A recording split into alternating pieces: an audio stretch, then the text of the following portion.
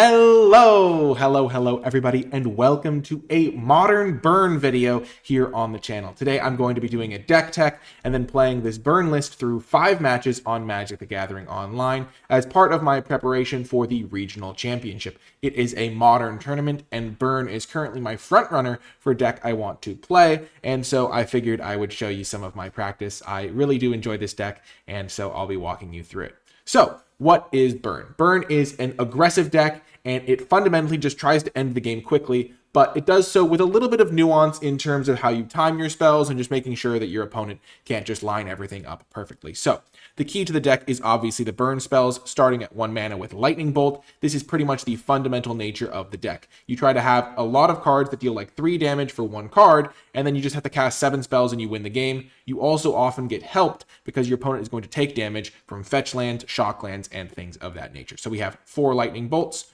4 Lava Spikes, which also just goes to the face. We've got 4 Rift Bolts, which you can suspend on turn 1, and 4 Skewer the Critics, which, combined with other burn, deals 3 damage. So these are the fundamental 16 1-mana burn spells, essentially. There's also these 2 creatures that are really important to the deck because they are your best turn 1 plays. There's Goblin Guide, which is 1 mana for a 2/2 haste. It reveals the top card of the opponent's library when it attacks, and if it's a land, they put it into their hand. This is your best turn 1 play because if you play it on turn 1, it's often a 1 mana deal 4 or sometimes even deal 6. If it does like more than 2 hits, you usually win those games because you just get so much damage for 1 card. Sometimes your opponent will draw cards off the Goblin Guide, but the real reason why this is like good is because a lot of the times you can just know what their strategy is right off the bat. So you play your Goblin Guide turn 1, attack them, they reveal a counterspell on top of their deck, all of a sudden you have like a whole game plan you can start forming. Similarly, Monastery Swiftspear, a great turn 1 play, plays great with your other burn spells, and you're going to be able to hit them for 2 or 3 damage with this sometimes when you attack with it. You can also bluff attacks as well. So those are the fundamental 1-drops of the deck. There's 24 of them, as you'll notice. And then we start getting into the 2-drops. This deck doesn't go up to 3 mana, at least not in the main deck. So 2 mana, the reason we're going into white, one of the main reasons at least, in addition to sideboard cards, is Boros Charm. 2 mana, and the main mode you care about is deal 4 damage to target player or planeswalker. So 2 mana, deal 4 damage means that you can sometimes speed up your clock. So if you have, like, you cast your, if your opponent uses like 1 fetch land, then sometimes Boros Charm like shaves off an entire turn of their clock because you play like 5 copies of these, deal 3, so they take 15, and then this does 19, and they have 1 fetch land, brings it up to 19. They have 1 fetch land, that's lethal. So Boros Charm is absolutely excellent. Then there's a split here currently between Skullcrack, which is useful in some metas. You deal 3 damage, they can't gain life, so it's good against things like, it'll sometimes be good enough against Omnath, like the turn it comes into play, or it can set up anti-life gain stuff against things like Solitude hits and stuff of that nature, but generally just a little bit of an anti-life gain card. And then you have Lightning Helix, which is a split with the Skullcrack. Sometimes you can go 4 Skullcrack, sometimes you do this little split here, but deals 3 and gains you 3 life, so it's good when you're in racing matchups. One of the weaknesses of this card, though, is if your opponent has a Ragavan and they hit you and take your Lightning Helix, it's pretty unfortunate. Then there's 4 Searing Blades, which in any creature matchup is one of your best cards. If you have Landfall, which you will often be able to enable, you can deal 3 to them and 3 to one of their creatures, which is just fantastic and gives you a lot more time to deploy your burn spells while also clearing out their blockers. And then finally, there's 4 Roiling Vortex. This card's really good against certain matchups. Like, you need it to be able to deal with like Omnath life gain on a sustained basis. It also is really good against the people that are playing the Convoke elementals and things like that.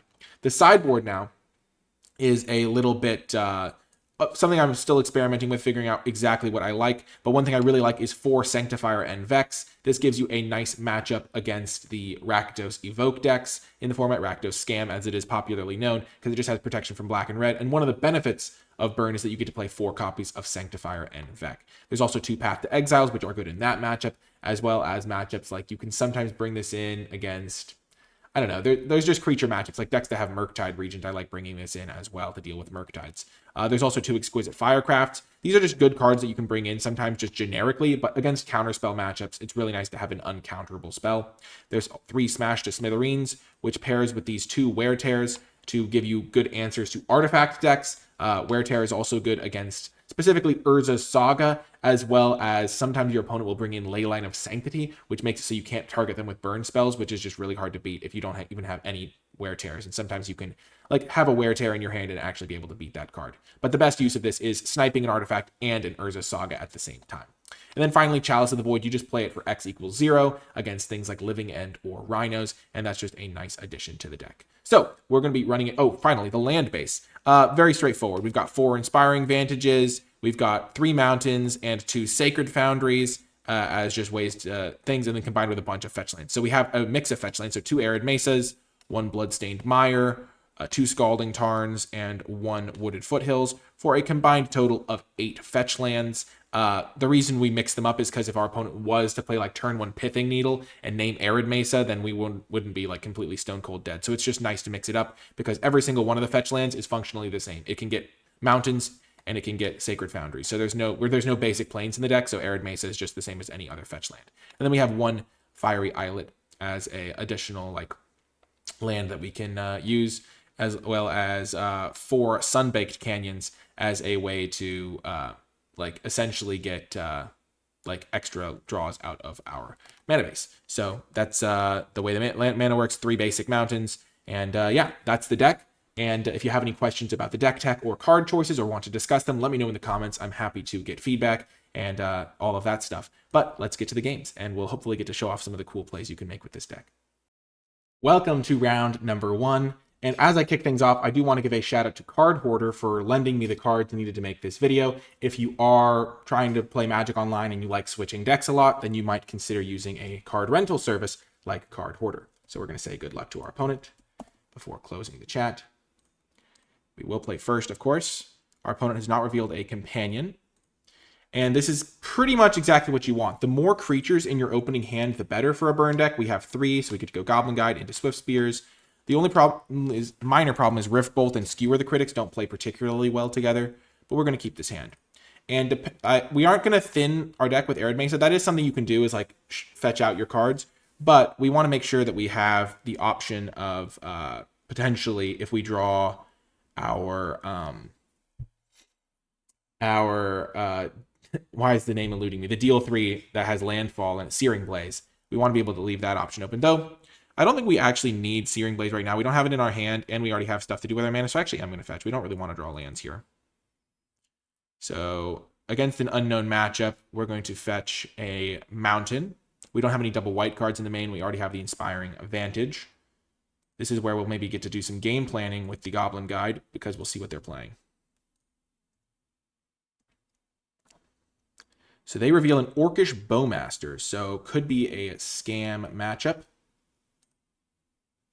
But we are off to a good start. Against Scam, you kind of want to play like a control deck almost. Because, yeah, so they kept 7. So that means they could have a Scam start. Okay, they do have a Scam start, it looks like.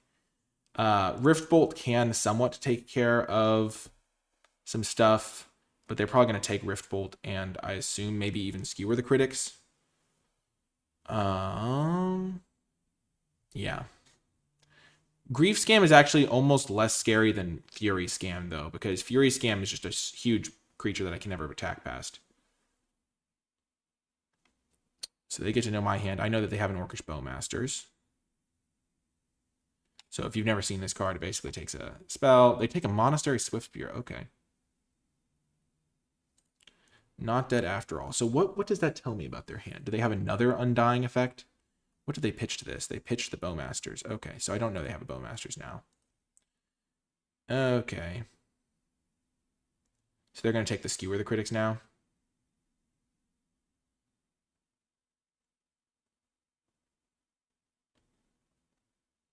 I mean, that's the only logical choice. So I have a lot of good draws here. Wow, they just take the Swiftspear. Well, that's ludicrous to me. I wonder why they would do that. Do they not think I'm going to go after them? So we're going to play the land. They know I have it. I'm going to attack. What do they reveal? They reveal a swamp. So they get to draw that. Somewhat unfortunate, but that's how it goes. We're going to kill their guy. Just get rid of any clock they have. And then we're going to suspend this.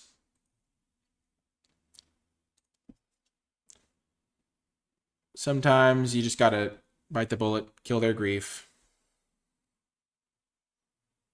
They have a Ragavan that they're dashing. Okay, that's kind of unfortunate. Ragavan's pretty good sometimes. You can't really do much about it unless you have like a bolt. Like if they play it on turn 1, you can bolt it sometimes. So what do they take from me? They take a Wooded Foothills. Nice. Thank you, Ragavan. Good work. And Goblin Guide isn't really much of a blocker. He's in the deck to attack. And if they keep dashing Ragavan, that's actually okay for me. Okay, so now we have a Swift Spear. Just keep sending in. They hit a Fury. That's potentially bad for me. Not the best. We still have this card, though, so they don't know if we'll be able to stop them if they go for an Evoked Fury.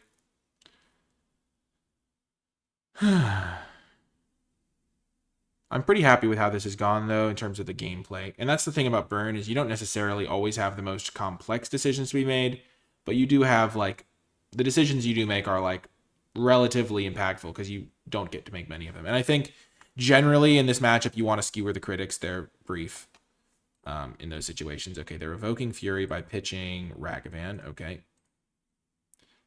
And they're just going to go for the straight-up 2-for-1. It is unfortunate that they haven't had to use a fetch land. Oh, they have another effect, maybe? No, they do not. Okay. So they just have one of their cards as a swamp, which we know they have. I wonder why they played this instead of a swamp. Now there's a Douthie. Okay. So now I basically have to draw a few spells in a row. We're keeping this in case we draw Searing Blaze. That's a good draw.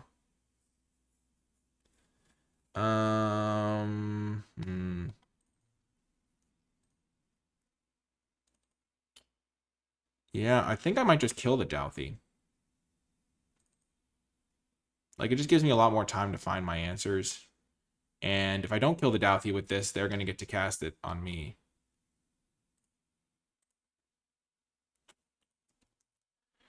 Is there any benefit to waiting? I don't think so. This is where I just hope they don't have an Undying effect to keep their guy alive. But I think you have to do that. That's one of the reasons why Lightning Helix isn't always the best, is because they can steal it sometimes. Okay. Any benefit to playing this or holding it? I'm going to play it. So you do want to play your lands. I should have played the Inspiring Vantage. That is a small mistake. I think, at least. But basically, you want to play your lands in case you draw your lands to let you cycle. And because those ones are pretty good in these spots. Okay.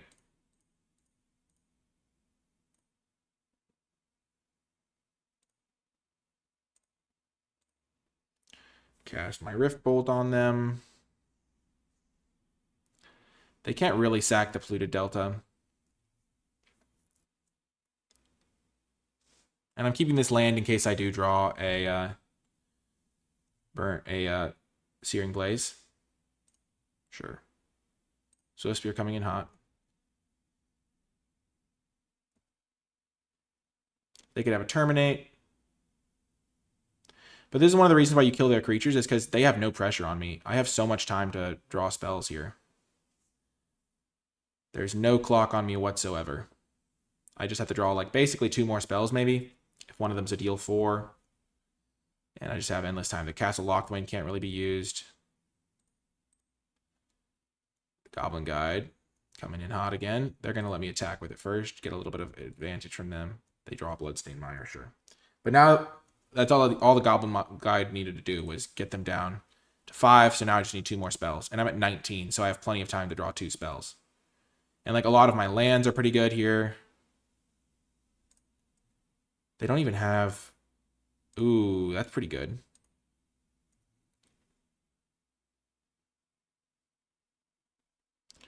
So that's going to potentially buy me some time. Still attacking. Fable of the Mirror Breaker is a really good card for them to have here.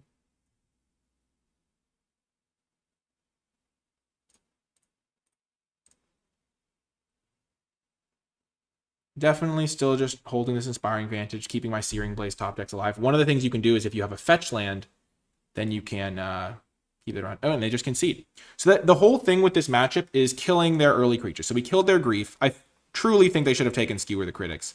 But we killed their Grief, and then you just play a control game in this matchup. It's one of the things that I like saw that somewhere, and then ever since I realized that that was how you play the matchup, I'm pretty happy about it. So my sideboard for this matchup is I bring in all 6 of these cards. As I said, I play more of a control role, and then I potentially bring in some Exquisite Firecraft, because when you bring in Path to Exile, it makes your like burn top decks a little bit weaker, and so you want a little bit of extra damage sometimes to compensate for that. Also, the games go a bit longer. And then what you take out, you definitely take out the Roiling Vortexes. They try to aggro you down sometimes. Skullcrack doesn't really do much either, because they don't have any life gain in their deck. And then Lightning Helix is another one that I think you cut a lot of the time, because if Ragavan hits it, you're pretty unhappy. Though Lava Spike also doesn't really do anything.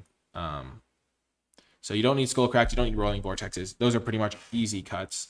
And then I can keep the Lightning Helixes and just accept the fact that if Ragavan gets me, then I'm unhappy. Or I can bring in the Exquisite Firecrafts for him. I kind of like bringing the Exquisite Firecrafts. Lightning Helix is pretty good at killing a Grief, which I care about. But they'll just take it if they get the Grief thing going. And this is a better top deck for me and not as bad against Ragavan. So I think I kind of want to do it like this, but at the same time, I mean, maybe Lightning Helix is, I just accept the Ragavan risk. Like, they don't necessarily even want Ragavans that much in this matchup. At least on the draw, they probably won't have Ragavans. So maybe I should change my decisions based on the play versus draw. So this is a pretty great opening hand for me. I have the Sanctifier in Vec, which means if they kept their opening 7, so they probably get to take it from me. But if they don't, then I have the turn 2 Sanctifier, which is very, very hard for them to beat. I also have turn 1 Lightning Bolt to kill Ragavan, because sometimes their opening 7s will just be like a Ragavan hand. And I also have Searing Blaze, 2 Boros Charms, so pretty strong hand here. Let's see what they do. It's also nice because my opponent's playing at a pretty reasonable pace of play. But this is one of the reasons to play Burn, is because it's got a got a decent matchup against Scam. Ooh, so they're Fury scamming me, which is actually one of the things I'm most afraid of in this matchup.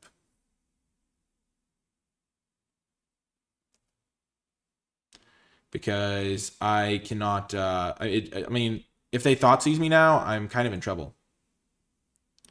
They pitched a Fable the Mirror Breaker. Sure, we'll see what we draw. If I do draw Path to Exile, I will use it, I think.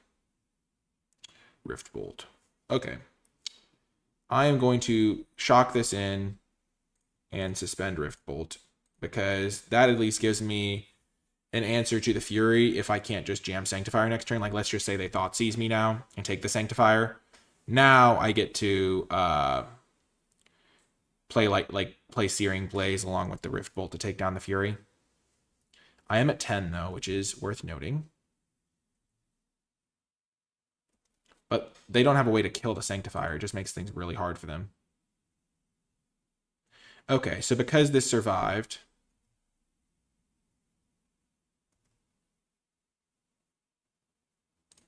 I will just go face with it now.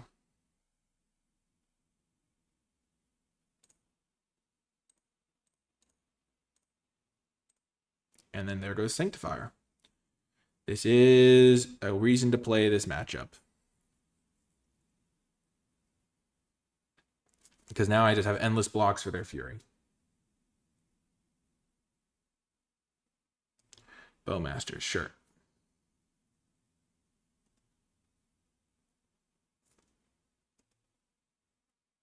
And I have all the tools I would need to win this. I just need to, like, if I draw 1 land, I think I'm going to get them, because I can play land, Searing Blaze their Bowmasters.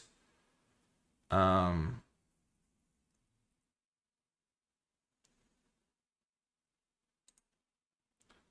as you can see, I am definitely adopting the control role here. They're at 13. I actually have 13 points of burn in my hand as long as I can survive long enough.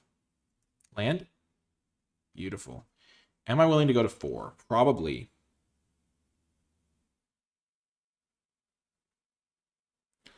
Actually,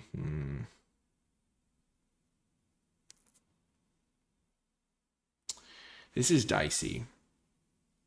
If I don't think I can beat them if they have Bolt, because they'll bolt me down to 3. I'm going to have to take at least some damage from the Sunbaked Canyon, so I'm just going to assume they don't have Bolt. Can I beat a second Bowmasters is now the question. They don't have it, or they would have used it that turn. So they don't have a Bowmasters in hand. So I think I can, if they top deck Bowmasters, I'll be down at least 1 extra life point. So this guy's just going to be blocking this the whole game. I can kill this, and I can kill this. Yeah, I think I'm going to do that.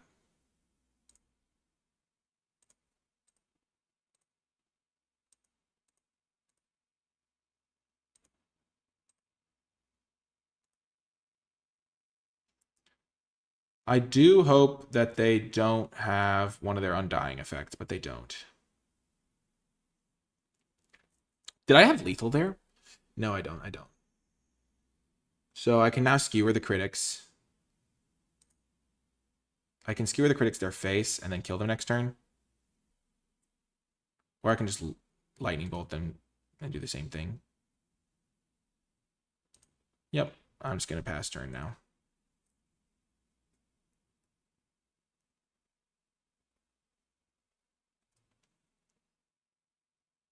So if they do flash in a Bowmasters on their turn, I'll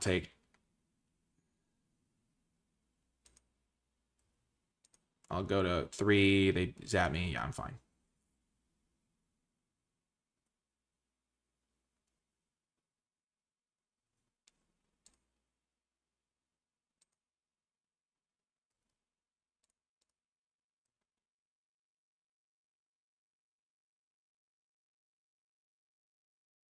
They do have the Bolt. Oh, that's so unfortunate.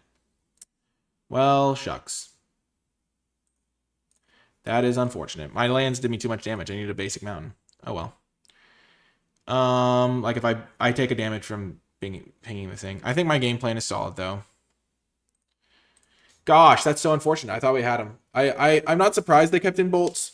I guess I was supposed to not take the 2 damage from, like, I didn't think I could beat a bolt, but I guess I could have probably beaten a bolt in retrospect. If I don't take 2 damage from my land, then I don't have them dead the next turn though, so I give them more time to draw a bolt.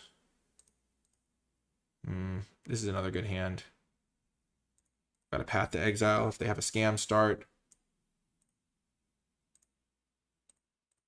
The creatures aren't always good because if they Fury scam me, it's not the best.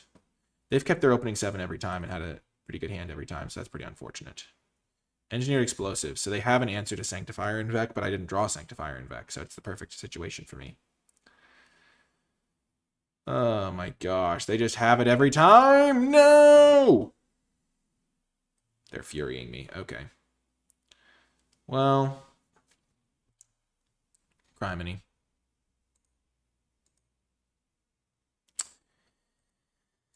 Yeah, maybe I should have been able to figure that out, that the last game I was going to die with Exactsies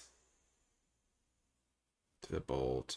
I could have just played my guy tapped. I would have been at 1 higher life point, and I would have been able to live the Bolt, but then I'd probably die the next turn for my own damn land anyway, so.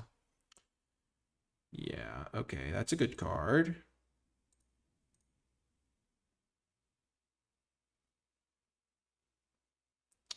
So, Engineering Explosive costs 2 to use, right? Yeah, so. They can hit me for 8. If they have a Thoughtseize, it's really bad for me.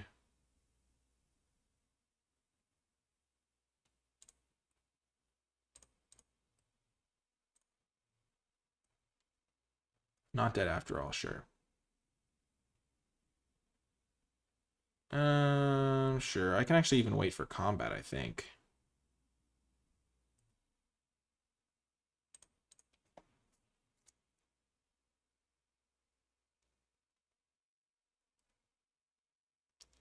I wonder how many basics they have. So I know a couple of their cards. If they play Engineered Explosives, which okay. Ragavan, sure.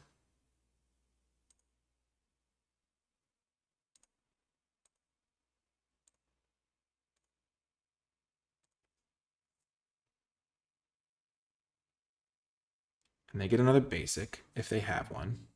Which I assume they have 2 basics. Yeah, so they get their basic.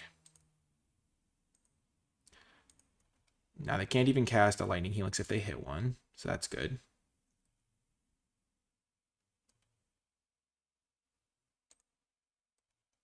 What do they get? A Fiery Islet, sure. I do want to draw a land here.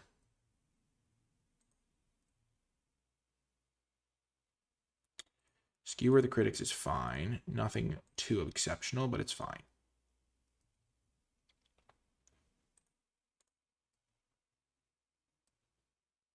So I knew all 3 of their cards.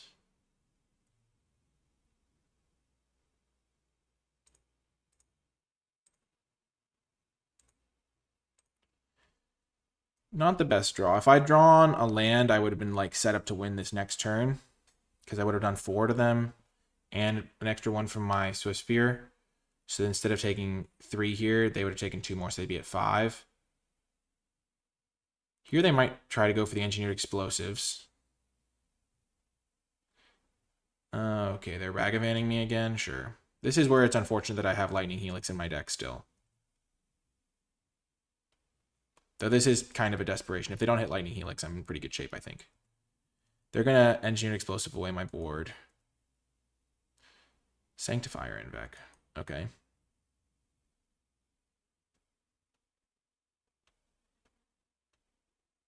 If they cast that, I'm actually okay with it.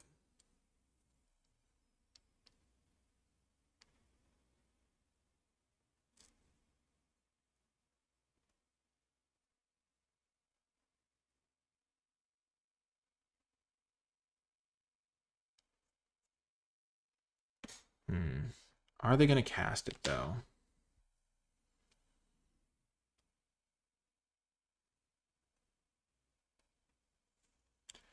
And they've definitely taken Thoughtseize out of their deck. I do know they have a black card for Grief, though.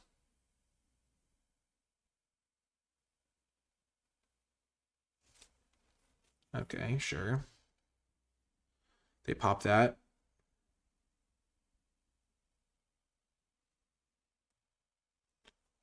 Sure.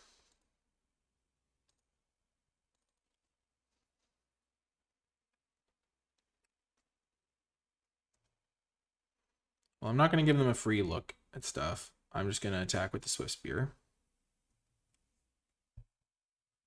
Force them to use their treasures.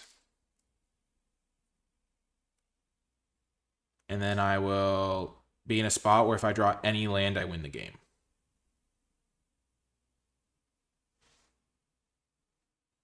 And they're just dashing Ragavans against me. Because I Boros Charm them down to 3. This is where it's terrifying that I have Lightning Helix in my deck. Pretty much the exact spot where you're like, okay, I wish I didn't have it. So, yeah.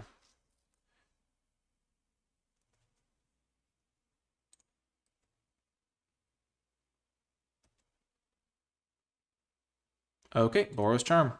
We're still in this. So any 1-mana burn spell to turn on Skewer the Critics, or at least not any 1 mana. I have my 4...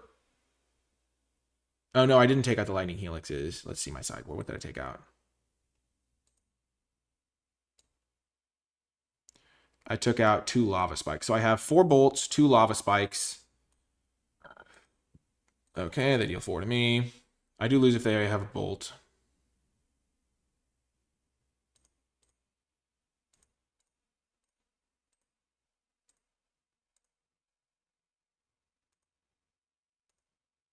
And I just hope they don't have it. And now I have to draw a land. Land? Boom.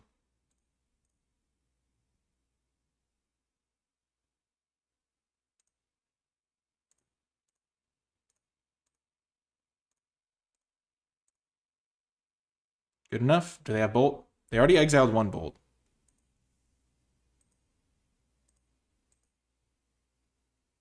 And yeah, if we win this, it would be a great start. This was a close match, too. Maybe my opponent's saying something in the chat. Nope.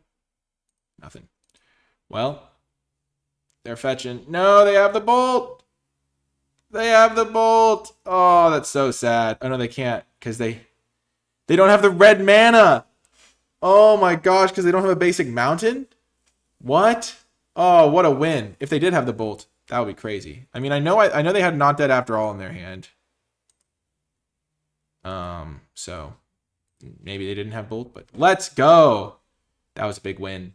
I'll see you folks in the second round. Welcome to round 2. We've won the die roll. We will play first. And of course, as is only right, we will say good luck in the chat. Easy mulligan, no lands.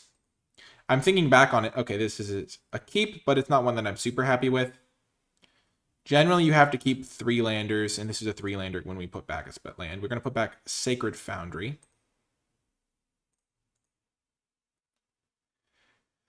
And, yeah.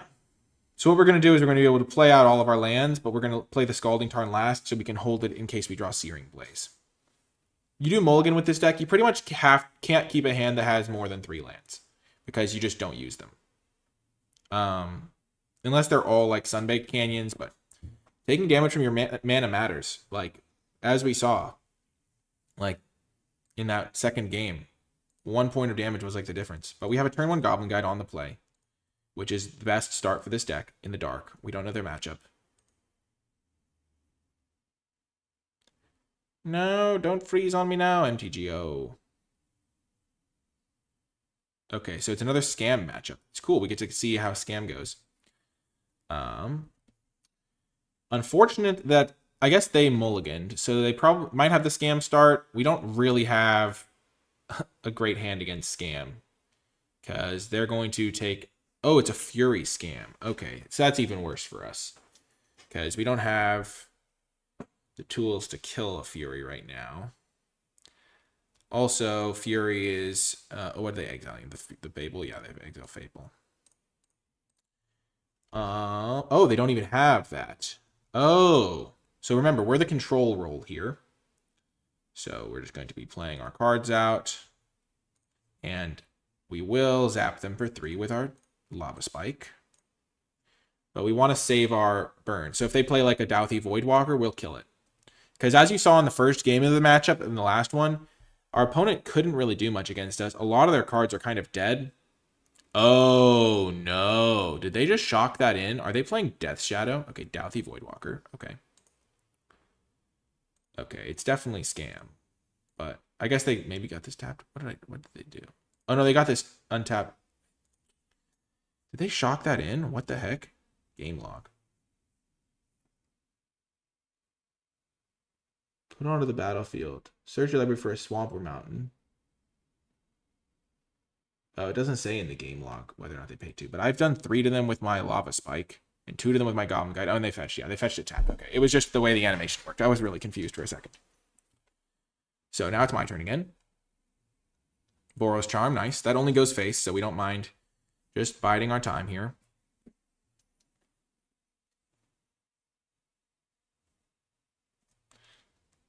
And now we will zap them. One of my strategies that I like to use is get rid of all the cards in your hand before you do anything else.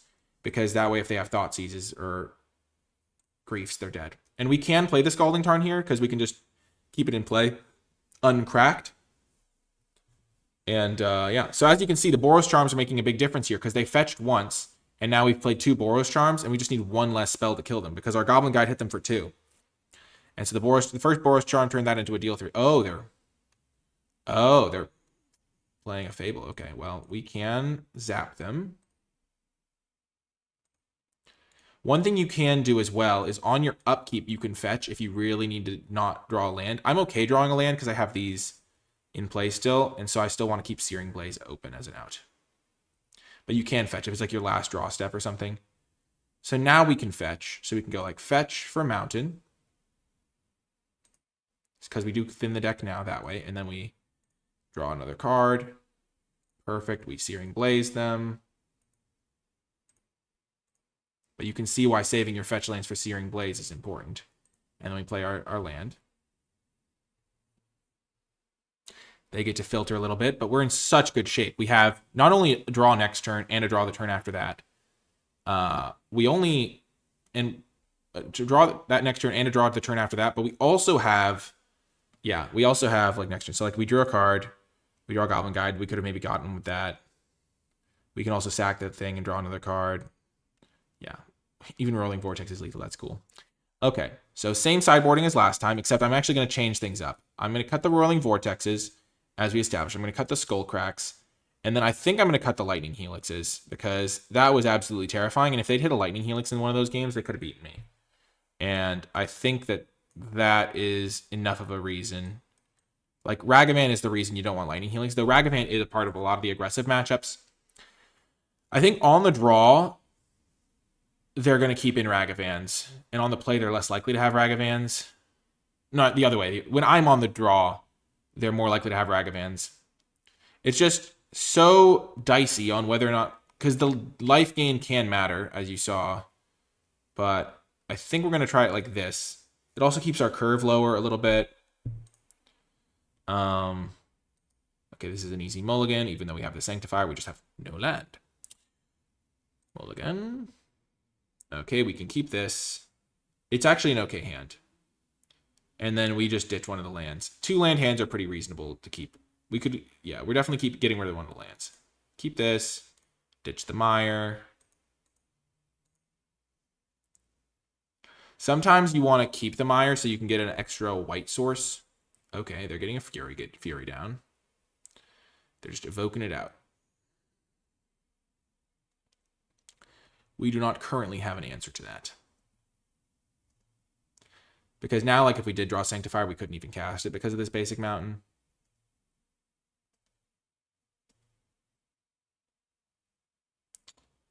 We will lead with Vantage, I think. Actually, do we want to lead with Arid Mesa Fetch for Sacred Foundry to give ourselves better outs at drawing it?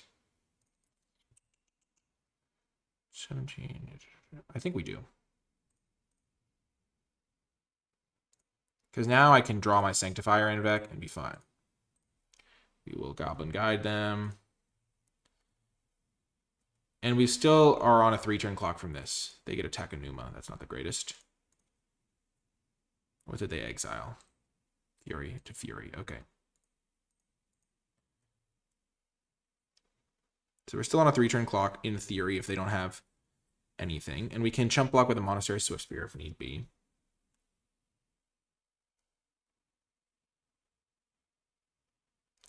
Okay, so they probably have Orcish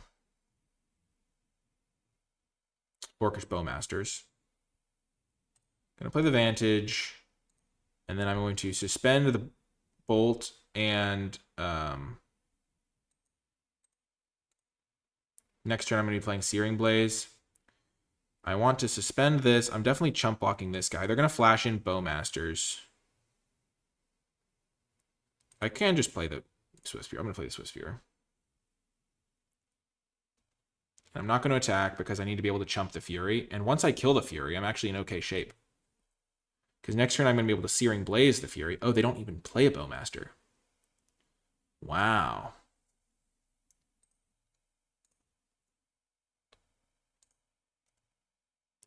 I'm going to block with Goblin Guide because this thing's going to be able to hit them for more damage next turn. Okay, that's interesting.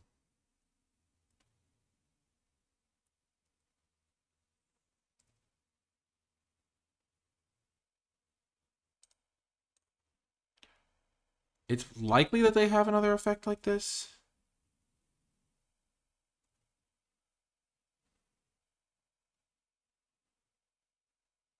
Regardless, if this works, I'm in pretty good shape here, I think.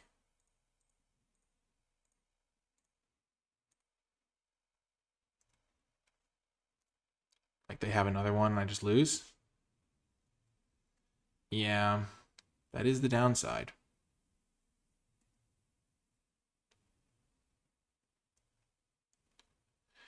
So I could have alternatively just Grift Bolted Face, because I didn't know I was drawing another Swiftspear. But let's just consider the alternative line. My default is to go for their guy, but they pretty clearly had another Not Dead after all. Could I have one if I just, like, accept the fact that I'm going to go to 1? And I lose 1 from that, so now I have to chump. Yeah, that's not the best. let's just assume that I had gone face with my Rift Bolt. Rift Bolt puts them down to, say, 11 here. They don't have a not dead they don't get to use their not dead after all. I get hit down. I mean, I assume they had a Bowmaster or that maybe, but they would have used the Bowmaster if they had it. Yeah. So I could have put them down to 11 and then hit them for another 3 because their guy wouldn't have died. Huh.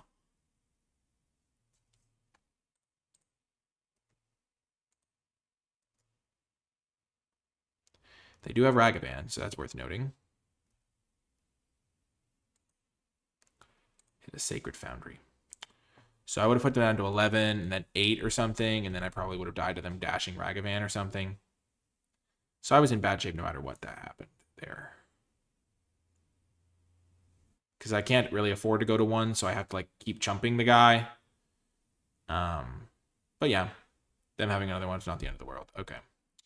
So now they're evoking that. Do I have outs? Yeah, I do. If I draw my Sanctifier and Vec, I can jump their guy endlessly. Take another damage from the Ragavan, and then I'll still be in it. Not quite. Okay. Game 3. I do think I liked not having Lightning Helix, for what that's worth. But on the play, I might want to have Lightning Helix.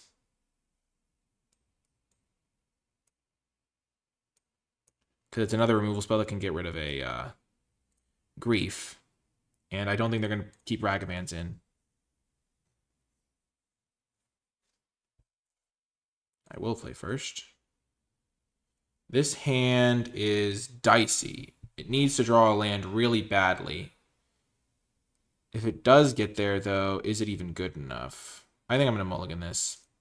It's tough because Sanctifier is your best card in the matchup, and mulliganing against them is bad in general. Also, I've got Riftbolt, but I've got too much. So if I draw a land on my first draw step, I've got 19 lands in the deck.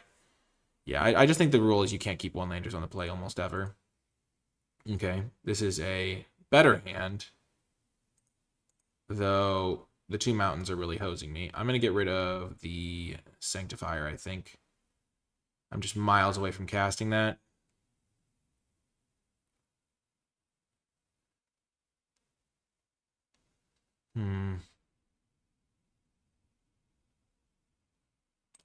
Yeah. Putting Sanctifier on the bottom feels so weird. So we'll suspend this. This way, if they go for a Grief Scam, we get to kill it. They kept their starting 7, so that's unfortunate.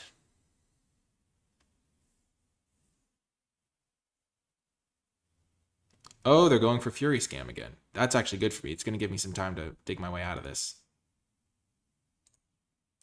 And essentially, they're going to be not quite 2-for-1ing themselves. And it looks like they did keep Ragavan in, so that's interesting as well.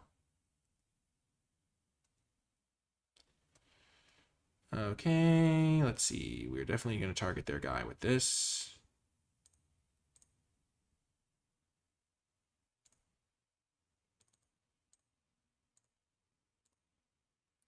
Take him down. And they don't have a Ragavan, or maybe they have another Ragavan. Me not having a white source is weird. I'm used to having a white source in these sorts of situations. Oh, they shocked. They're dashing Ragavan? What? They had another Ragavan. Okay.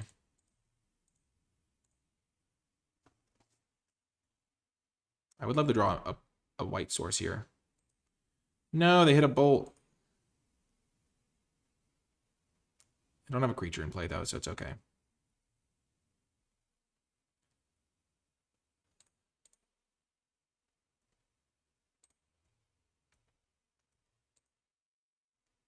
No, they get a Bloodstained Mire.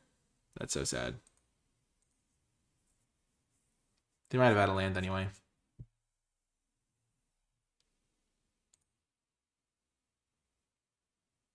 Wait until combat to bolt the Ragavan, which I am definitely doing. Even though I have 3, 7, 11 damage in my hand, bolting the Ragavan just is prudent here because I still need to draw land to make this work. The only land in my deck that doesn't work, and I need to keep my life total high. Oh, they just play Ragavan.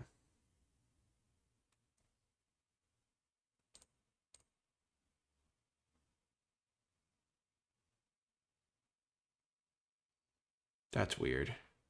Well, I'm still bolting it.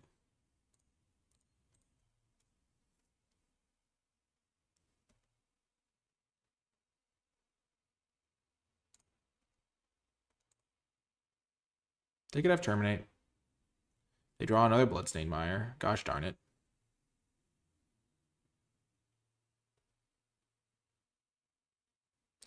No, they have the Bowmaster. I guess I shouldn't have attacked, maybe?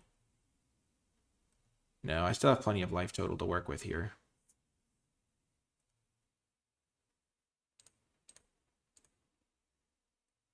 I need to draw a land, then I don't think I can lose if I draw a white producing land. Because I've got them at a functional, like, 2-spell range here. They only have 1 point of power coming in a turn. Bowmasters is not a scary card against me, really. Because I'm not planning on cycling any of my lands. I only have 2 lands that are bad. Basic Mountain and the Fiery Islet. Definitely bolting them here.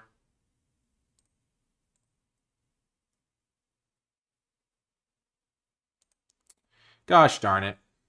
Oh, this is so unfortunate. I'm getting so hosed by my basic mountains here. Oh no, I'm going to lose now. Gosh darn it. Just did not see what I needed to see there. Man. Yep. Gosh. So I'll go to 10. I might not be able to win now just based on them having... Gosh. Oh, this is so unfortunate. Well, this is how it goes sometimes. Is you just don't draw the right cards in the right sequence. But we'll see what we can do. Just I had to mulligan and then my opening hand was pretty bad, so in terms of the mana, my opening hand has done fine.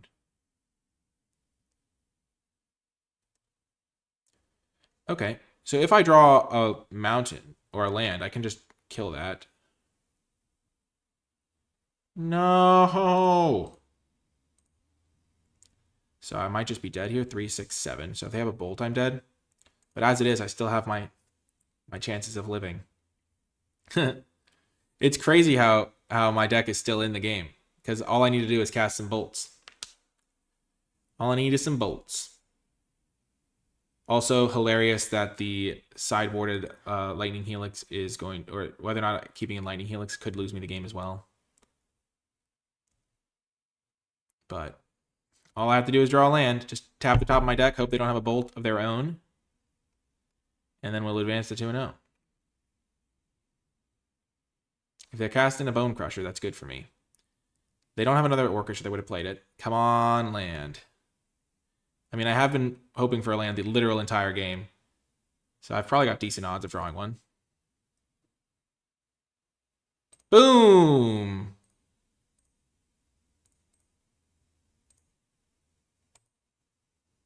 Did we get there?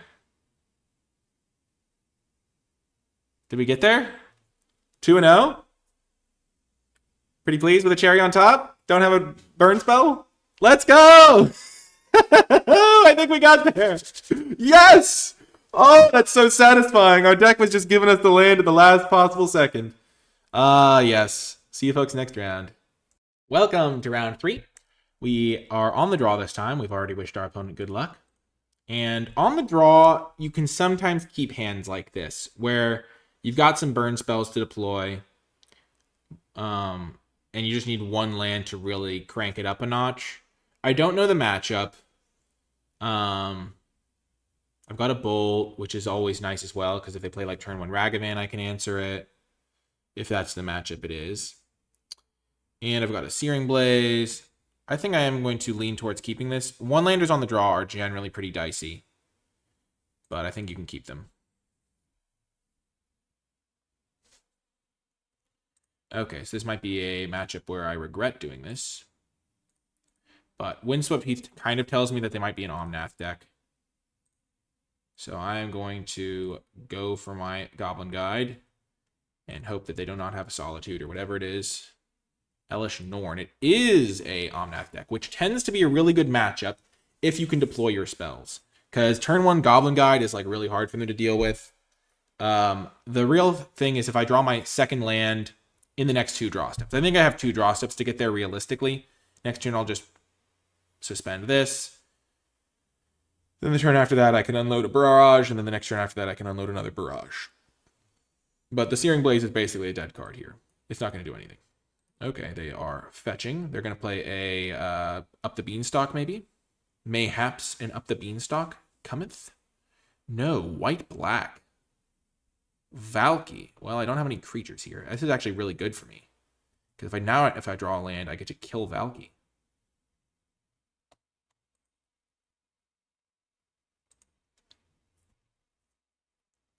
Which Searing Blaze is often a dead card in these matchups. Oh my gosh, what a rip. I don't need a second white source because I don't have a double white card post board, so I just will play this. They know my hand, so we will just take out the Valky. Come in for 2. And now we're in really good shape. Drawing that land was really good. Okay, Bring to Light. I figured they had Bring to Light. So now I have, next turn I can suspend Rift Bolt and Lightning Bolt them. And then I have 2 Skewer the Critics. Like, this is really good for me. Ooh, I can just double suspend. It is a little bit worrying to double suspend. Wrenn and 6. Okay. So I know 3 of their cards. Leyline Binding, sure. So I know most of their cards. Double suspend loses to Teferi, but it would have to be their literal last card. And I still think I can win even if they do play Teferi here. I guess they have 2 cards that are unknown. Unless did they fetch away before, after seeing an Elesh Norn on top? I think they did. I don't think they have the Elesh Norn. Okay, they didn't have the Teferi. Perfect. These decks often don't run counter magic.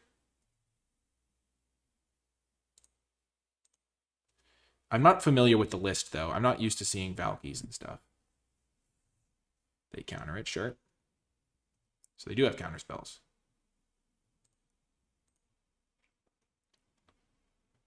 Okay, so they've already used 1 Leyline Binding. What's this say? If no mana was spent to cast it. So if they Bring to Light next turn, I'll get them for 5. That's got to be pretty good, right?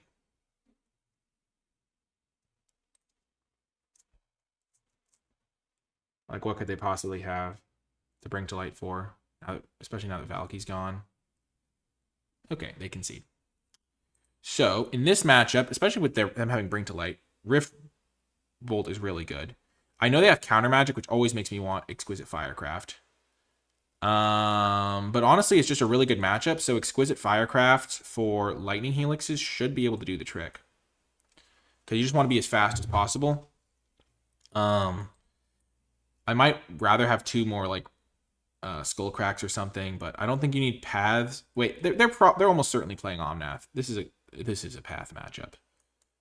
They've got to have Omnath if they're playing those colors. I mean, I don't know their deck list, obviously, exactly. Sometimes they have, like, situations where Wear Tear is good, where, like, they have Leyline of Sanctity, which could also be a card they have. I'm not going to play around that right now, though. Okay, I definitely think I want to cut the Searing Blazes. So maybe I do that, and I bring in these 2 just in case they have Leyline of Sanctity. It's tough, though. Yeah, I think I'm gonna just keep these 2 in instead of those 2 for now. I'm just gonna cut the 4 Searing Blazes and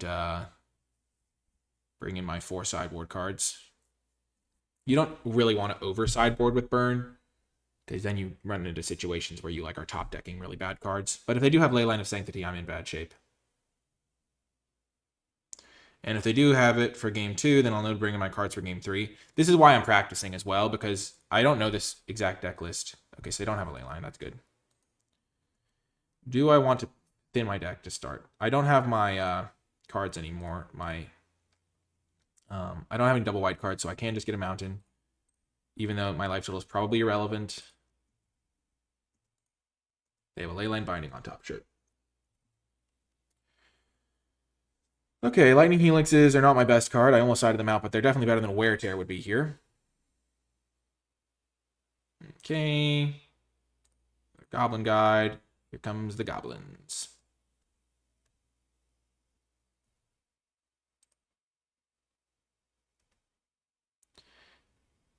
Oh, they counterspell it. Okay.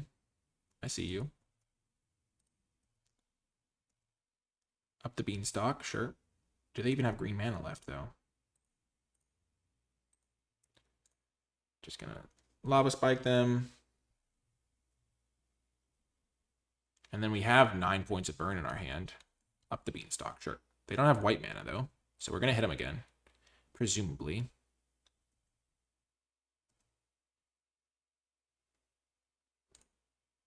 Sure. Here we go. Get them. So they do draw a land. But it's a fetch land, so they're going to have to crack it, and I have 9 points. Solitude, sure.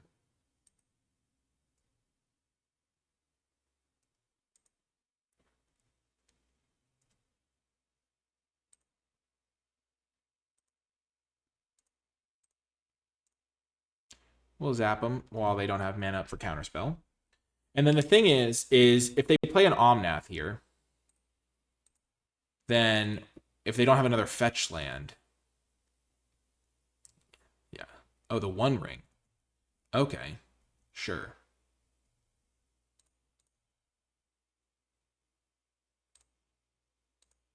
So we can just barrage them almost. So what happens here is, let's just say they have an Omnath. They go for the Omnath fetchland plan. This is where Skullcrack really thrives. Is with Omnath on the stack, I can Skullcrack them. And then on my upkeep, when they try to sack their land in response. Okay, never mind. Never mind.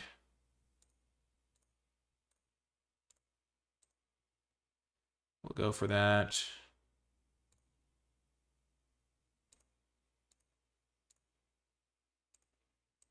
And I will just go for this now, because this way I can like bolt them, sack a thing, and look for another spell.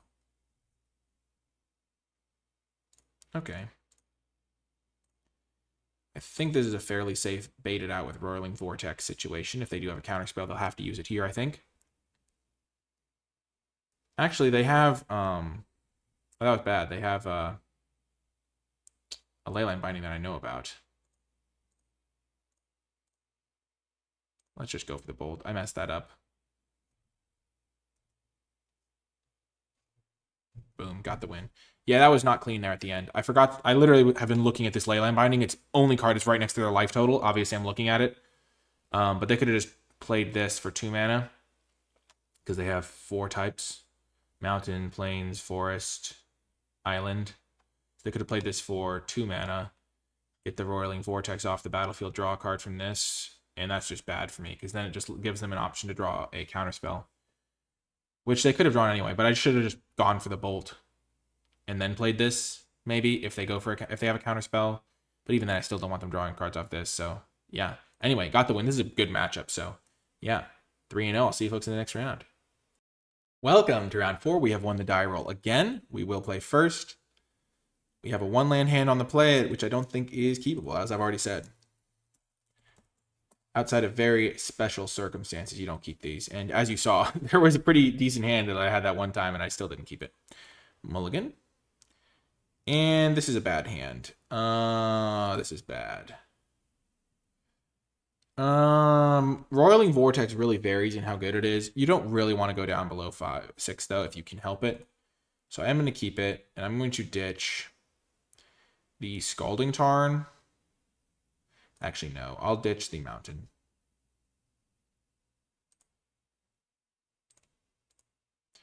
And then we'll just hope for the best here. Hope for some good draws off the top. If this is a matchup where Roiling Vortex does work, then we're in good shape. If it's not a matchup where Roiling Vortex does good work, then we're in trouble. Like, if this is the mirror match, we're in real trouble. Okay, so it could be an Omnath matchup. And in that case, I still think we just go Sunbaked Canyon. We're still just going to keep the Scalding Tarn in the wings in case we need it. Force of Negation. Pitching Subtlety. Well, that's probably means they're playing Rhinos. If I had to guess, I would say Rhinos now. Teamer Rhinos. Okay. So I've got 7 more points of burn in my hand. They're off to a slow-ish start, but once the Rhinos come, it really just punishes you. Rhinos is a tough matchup. Okay, so they had the Force of Negation. That's not great for me. Let's get a creature here. That would be good.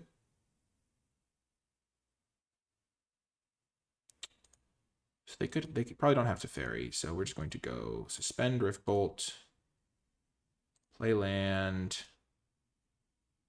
fetch mountain, Boros Charm them. Like, this is a matchup where having the fetch land can matter, but we're still going to Boros Charm them here. Because we are going to want to crack this Sunbaked Canyon. Maybe as early as next turn. Oh, they miss a land drop. Oh, are they just playing Teamer Control? No, it's almost certainly Rhinos. And in that case, I don't think they can have that many counterspells. Get them. Okay, perfect.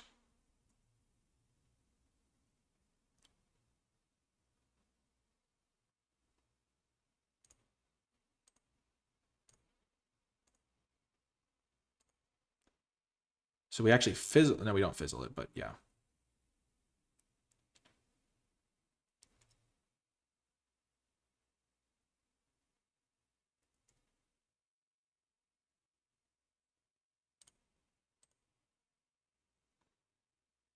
Okay. So they're Force of Negationing it. Oh my gosh. Wow. Well, we get to Monastery Swiftspear. And we will hold this land for now, because if we do draw our Searing Blaze, that could actually be pretty good. We want to deal the extra damage. Okay, they dead my guy. Not the best.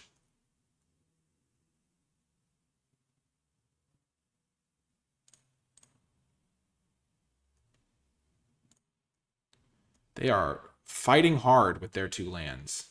Fighting hard indeed. They played 2 Forces of Negation. They gotta have their Cascader. So it's gonna be Rhino time. And I'm in trouble. Ooh. Oh. So what's my best out here? If I attack them, I get to kill one of the Rhinos. So I'm gonna do that. And then I get to deploy the Skewer as well. And that just lowers their clock by such a huge amount. Perfect. I knew they had the Violent Outburst. I knew they were Rhinos based just on this. This is where Goblin Guide could be really good. Like, if I'd, like, turn 1, realized what they had. I wonder if they'll even block. I mean, they've got to block. That's the whole reason they did it now instead of on my end step. But it is kind of what I wanted to see.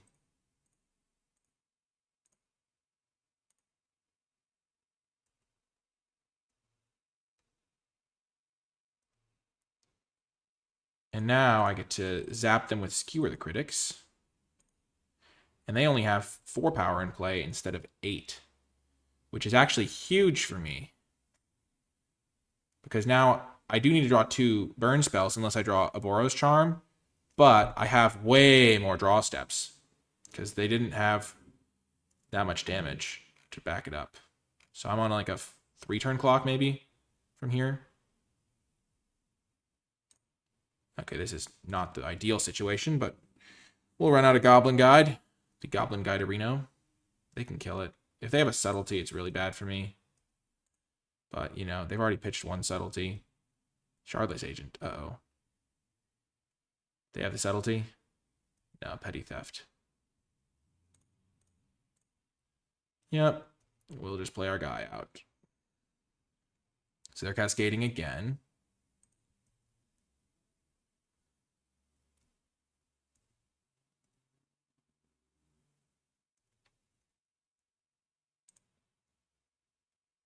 I am scared. Okay, so I think I'm dead unless I draw Boros Charm. But that's one of the things. You're always alive with a Boros Charm.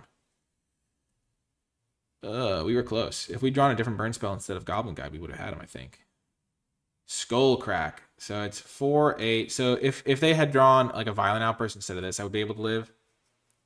As it is, I am dead on board. Gosh, that was close. That was so close.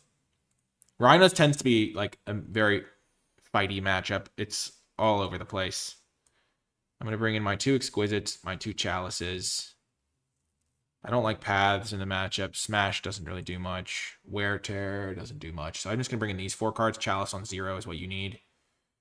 And then I don't think they have life gain, so Skullcrack is kind of weak. Sauce.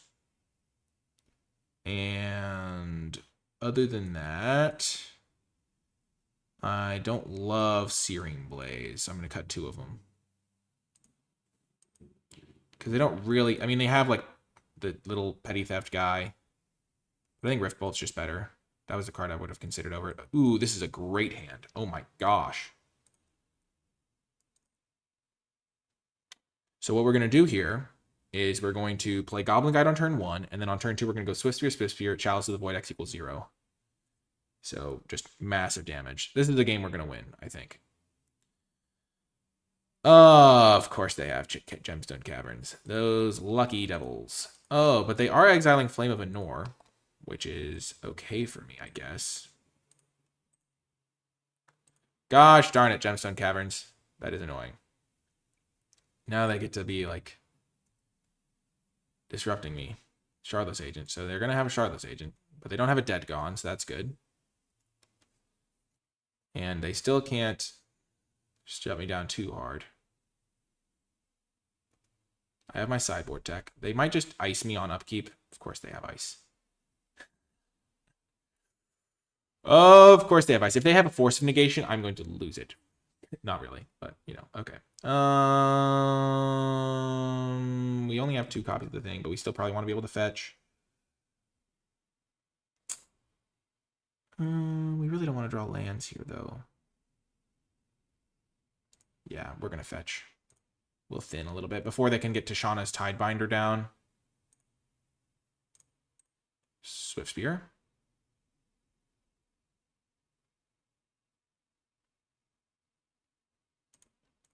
Swift Spear. Chalice of the Void, X equals 0. Hopefully they don't have Force of Negation.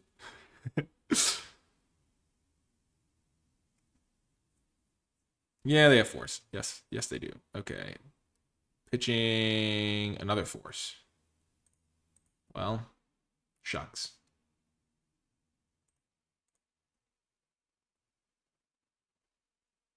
They have a Brazen Borrower now. So they're going to just play their...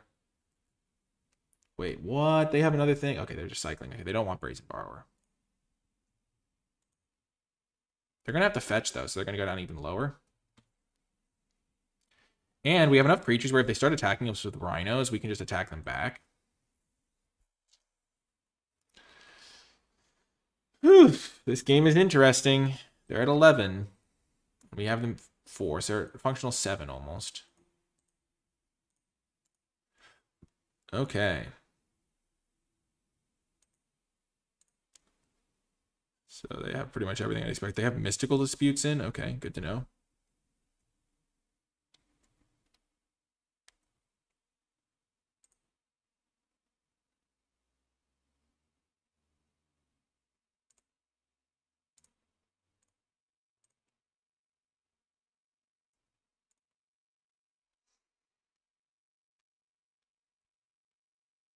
So next turn I'll go for a big Boros Charm attack turn maybe. Where I just go for the Swift Spear action. I guess I could also just Boros Charm them on end step and then hope to get him with a big attack next turn. Yeah. I could also go for like a double block, but then I get blown up by like so much stuff. They're holding up some shenanigans. So if I want to kill them, I can get them to 7, then down to 4. Yeah, I think I just... maybe even just crack the Sunbaked Canyon, honestly.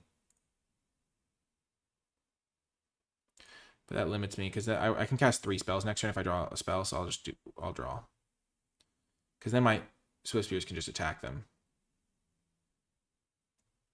Like if I draw a Lava Spike here or something, that would be perfect. We're coming in hot.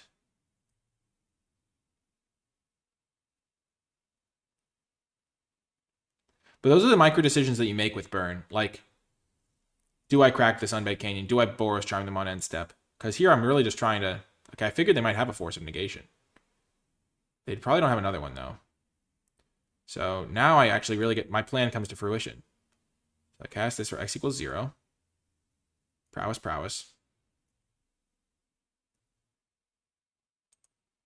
Combat. Attack with everyone. They are drawing a Subtlety. That's good to know about.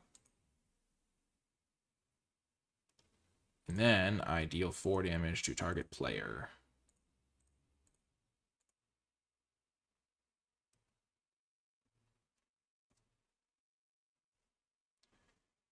I think I was supposed to attack with Goblin Guide because now just any bolt is lethal. And I know that they are going to have a Subtlety here. And they still can't really attack me with more than one guy because they need to hold back a blocker. And I get to like sack this. Oh, they are coming after me. Oh, that's a good play because now if I don't draw a spell here, I'm in trouble. Do they have a blue card is the question. So if they Subtlety my guy. So what do they have? So they have to have a blue card. Well, I can draw first anyway. See what I find. Bolt is good. Bolt is very good. Okay, so now I attack with both. I bolt them. This way, if they have Force of Negation, I still win.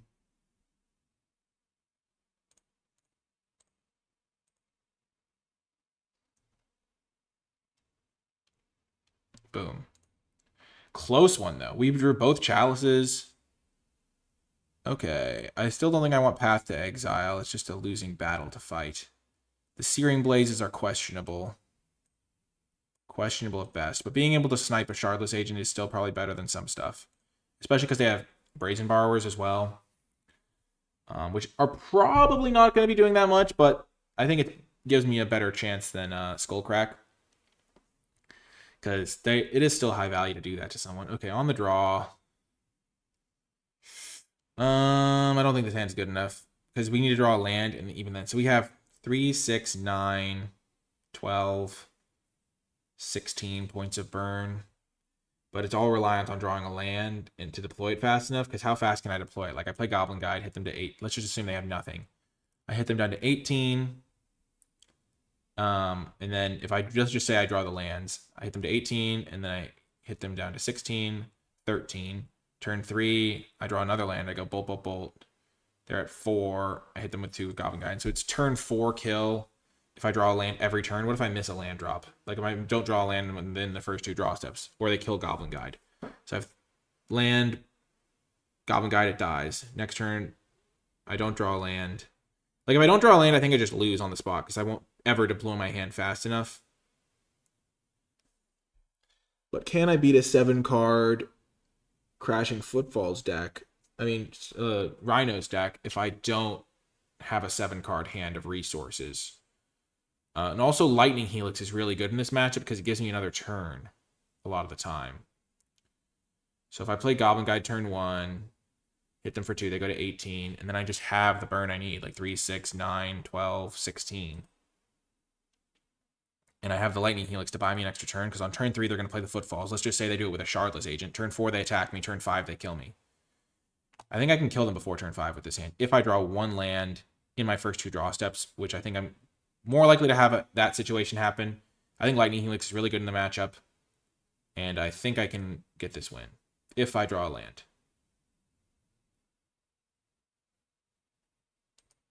Oh, they mulliganed. What the heck? I didn't know they were mulliganing. Jeez Louise. My whole keep was predicated on them keeping. Well, this could go quickly.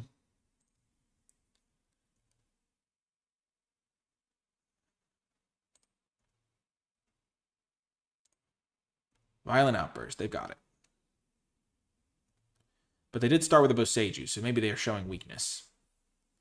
They're leading with weakness.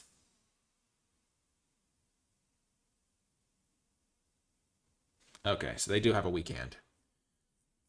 Yeah, if I'd known they were mulliganing, I would have been more likely to mulligan alongside them. But now if I draw a land, I'm in really good shape with this Swift Spear. I still think I go for the Swift Spear. Sad day. But I think I still can win if I draw... Okay, they hit a land. If I draw a land this next turn, am I still alive? I think I need to draw this turn to have a chance. If I'd drawn a land this turn, I think I would have won. They'd be at 11 right now. They've got a Violent Outburst, though, which does mean their clock is slower.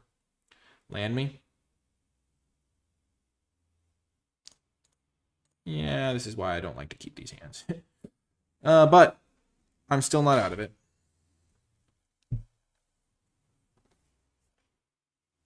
If I draw a land, I can get a nice attack in with Monastery Swift Spear. Like, that's one of the benefits of suspending. Okay, so they don't have access to one of their Shardless agents. They've got a Violent Outburst out, so they only have 2 left in the deck, so they aren't going to be hitting me for like 10 a turn, maybe.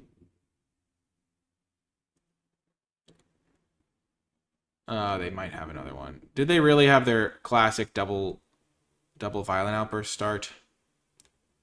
If they did, I'm surprised they didn't cast it there to do 2 points of extra damage.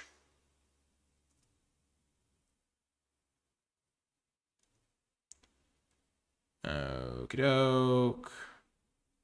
They're icing me. What?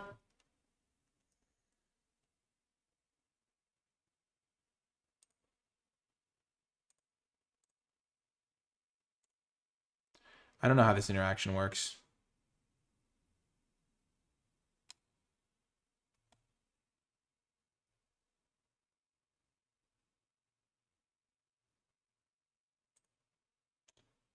Yeah, I lose. Oh, man. Tashana's Tidebinder against my suspend trigger. Yeah, I didn't draw my land. That's unfortunate. It was a close match, though. I just don't have enough. I just can't cast any spells this turn, and I just lose. Okay. Well, we're going to be on to the final round. I'll see you folks there. Welcome to the final round. We have won the die roll again. We won a lot of die rolls in this league. That's pretty good. I will say one last thing about keeping that opening hand in the previous round is part of that was predicated on the fact that I thought they had kept their 7. I forgot how Magic Online things work, where you have to check the game log to see if they kept their hand. It doesn't, like, because it said a 7 on their thing, but that was because they'd mulliganed, but it hadn't resolved yet or something. Because the way mulligans work is they mulligan and then you mulligan, and then if they want to mulligan again, they mulligan again. You don't get to see all their mulligans.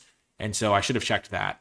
Because if I'd known they were on a 6-card hand, I'd be much more likely to mulligan. Because what I was thinking was, okay, if they have an opening 7 that they're happy with on the play, it's harder for me to make a comeback against that. And so the keep was partially predicated on that. So the rest of the game is kind of viewed through that lens. Also, if I had drawn a land in my first 2 draw steps, which you're fairly likely to do, you're not like 100% or anything. But if you have 53 cards left in your deck and 19 lands, it's like, that's like 19 out of 53, which is roughly, I mean, there's a hypogeometric calculator which can do this for you. You don't quite do this, but 19 out of 53. You have like 35%, 36% chance of drawing a land each draw step. So you're at least around like, I think 50-50 to get there probably. And if sometimes you just toss a 50-50 to go for it. I will play first though. And I will say good luck to my opponent. I don't think any of my opponents have reciprocated the good luck yet. But let's see what we shall see. Okay, so I did run the numbers. So if you have 53 cards, 19 successes, you're drawing 2 cards before you have to hit a land drop. You need 1 success. You're roughly 60%. And I think knowing that is important for me. And I'm glad that I'm able to look that up. But yeah, being like roughly 60% to get there makes me feel pretty good about that keep, even in the dark. I don't keep every 1 land hand, but that one's like really, really good if it gets there, I think. Potentially. I don't know.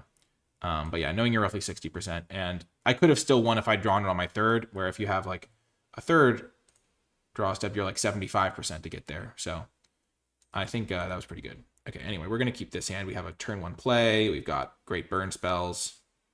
I'm glad we got to play a matchup that wasn't Scam or Omnath there. But Swift Spear isn't quite as good as Goblin Guide on turn 1 every time. They are playing a Giganta deck, which could mean Tron. All right, I was like checking Goblin Guide to see if they had anything, but yeah, it's not a Goblin Guide. Okay, so they're playing Jund Saga probably, which can be a tough matchup.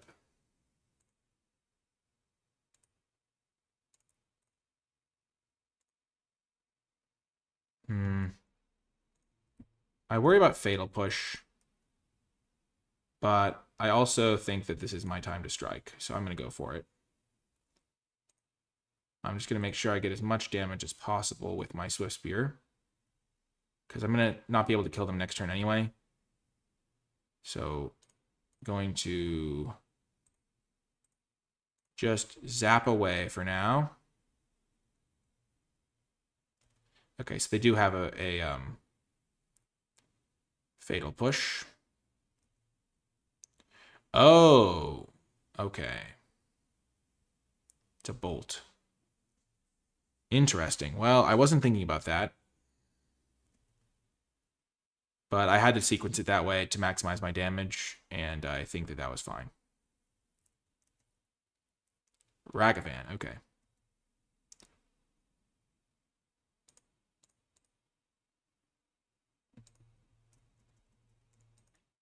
Okay.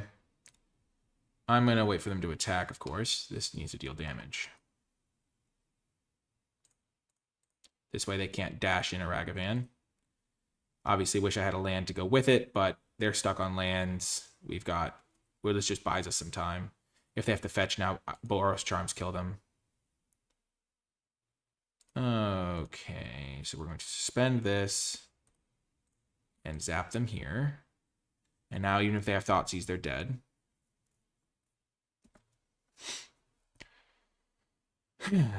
So it looks like it's probably a Jund deck. Jund Sagavan usually does play Gigantas. I'm not as familiar with the sideboarding in this matchup, but yeah, they Thoughtseize. They pretty much realize that they have to know they're dead. They can't ever crack this fetch land, so they can't cast another spell. Okay. So they're going to take out their Thoughtseizes. They have Ragavan against Jund. I like Path to Exile, even though normally I wouldn't love it, just because I tend to struggle against specifically Tarmogoyf. And I don't think Roiling Vortex does that much against them, because they don't really cast free spells. Like, I kind of want to cut all Roiling Vortexes and bring in the Exquisite Firecrafts too. Also, they could have Shadow Spears, which makes me want... Actually, I think I'm going to bring in both of these too. I'm not as familiar with that deck list. That's a good reason to practice, I guess. But I'm not as familiar with it. But I'm pretty sure they have Shadow Spears. And I'm pretty sure that they have artifacts. So I might want some number of these over Lightning Helixes. I think cutting Lightning Helixes is pretty good when they don't have when they have stuff of their own. Like Lightning Helix is really good in the mirror. It's really good in creature matchups where they don't have Ragavan, which I guess is none of the creature matchups. Most of them have Ragavan. And I think I was still keeping it in against them because if you draw it, it's really good. If they hit it with Ragavan, it's more likely that you'll draw it than that they hit it with Ragavan. But I think I'm going to sideboard like this. It maybe is a bit bold to assume that they have... I think the matchup's going to be slower down as well. But I think Skullcrack is good against like Haywire Mites. And Anything else I want to do? I kind of want to bring in these exquisite firecrafts because I'm diluting my deck a bit, but I'm cutting 6 2-drops and bringing in a couple of 1-drops to replace them.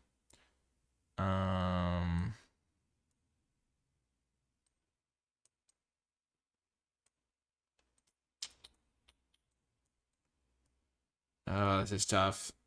They're not going to keep Thoughtseize in. Dealing 4 is valuable. Yeah, I'm just going to run like this, I think. We'll see. It could be that they don't have as many artifacts. They're a different deck than I think they are, but generally Giganta decks that are playing Ragavan are Jund. Especially Thoughtseize as well. Okay, so I guess we'll get to see if Smash is good this game, because we're going to keep this hand. It's a 2-lander, pretty much exactly what you want as a 2-lander. Maybe I don't think they're a graveyard deck, so maybe we're supposed to bring in our protection from black and red cards, but the real card I'm afraid of is Tarmogoyf. Yeah, they're playing Jund. Perfect. I knew it. I knew it. Ragavan, perfect. We have the Bolt to answer it. You don't want to let a Ragavan go uncontested.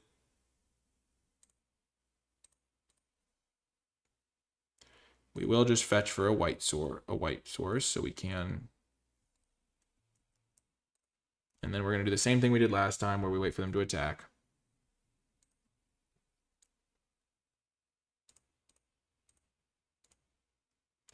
It's one of the reasons Bolt is so good. I've actually considered playing a couple copies of, why is the name eluding me?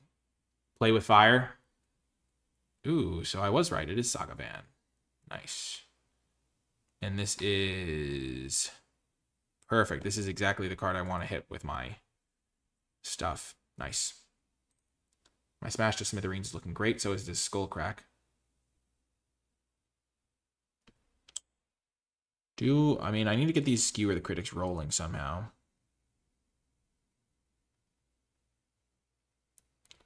I think I'm just going to suspend a Rift Bolt. It's a really inefficient turn. I could also Skullcrack them.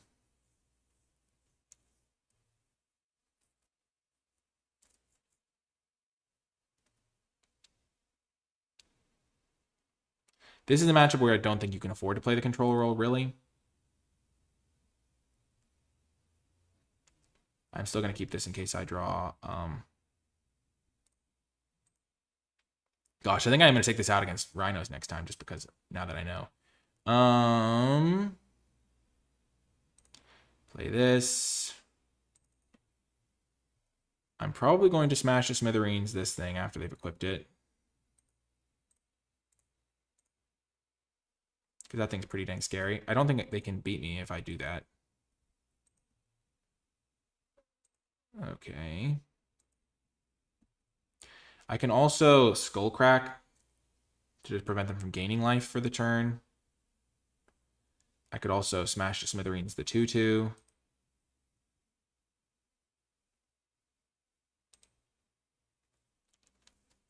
Okay. What are they getting? I would assume a lot of the time they would get, yeah, Haywire Might.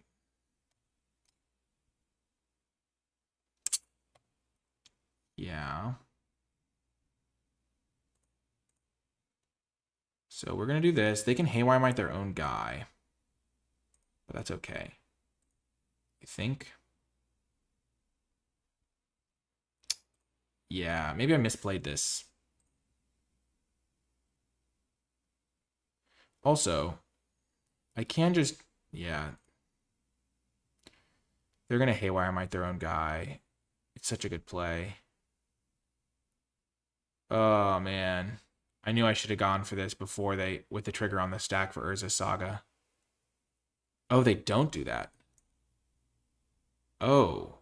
Oh, howdy. They're at 7 now? And they don't even have green mana. They play Ragavan. Huh, I could win this turn if I draw a Burn Spell. And just like that, he wraps it up. A clean little 4-1. And we were like 1 land drop away from getting the job done in the last one, too. Woo! Let's go! Wow! That was awesome! Fantastic. 4-1. I feel really happy with how we played that too. Nice little prize and everything. Well, if you did make it all the way till the end of this video, in the comment section down below, leave hashtag BoltYou, because that's the essence of Burn, and that's the essence of how this deck went. If you do have any sideboard suggestions, any questions about the games or the decisions I made, let me know in the comments section down below. But this was a really fun time. I hopefully was able to show you kind of the way Burn goes and through cool matchups. I mean, we got to play Scam twice, which is cool because it's the most popular deck in Modern. The Omnath deck, so that's like one end of the spectrum. The Teamer Rhinos deck, which is rising in popularity. And then a bit of a like lower down tier list wise, but still a pretty popular deck in Jund Sagavan. So really awesome, or Sagavan. But yeah, really awesome. I hope you enjoyed it. Let me know if you want to see more Modern content here on the channel. Yeah, if you would like to see more Modern content, comment and subscribe so you don't miss it. But yeah, that's going to do it for this one. I hope you enjoyed it, and I'll talk to you next time.